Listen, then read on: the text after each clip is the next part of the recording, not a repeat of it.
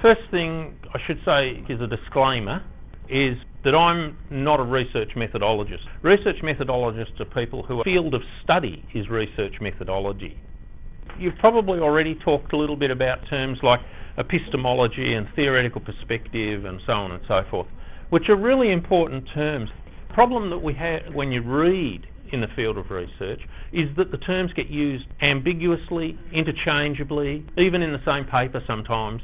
So, one of the books that you might like to look at is Crotty, who talks about the levels and talks about the idea of epistemology, theoretical perspective, methodology and method. Epistemology is essentially study of how we know what we know. That it's about the nature of knowledge. So this is very high level thinking.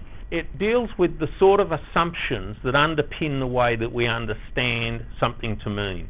Methodology then is the broad strategy that you intend to use for your research. So it's the broad plan of action for the research that you're going to undertake. And embedded within that methodology, that broad approach, will be a number of methods. So things like doing interviews or doing surveys or collecting public documents or doing data searches, they're all methods. What often happens when people are actually putting research projects together, that we don't start with epistemology perspective. What really happens is that you say, look, this is what I want to research. And then we say, well, how will I go about that? And typically what people do is start talking about methods. So this is the pragmatic way of establishing your research methodology. And ideally what you then do is you say, well, I'm going to use these methods. Say, well, broadly speaking, what sort of methodology do these consist? And from there, you can then say, all right, well, what theoretical perspective is it?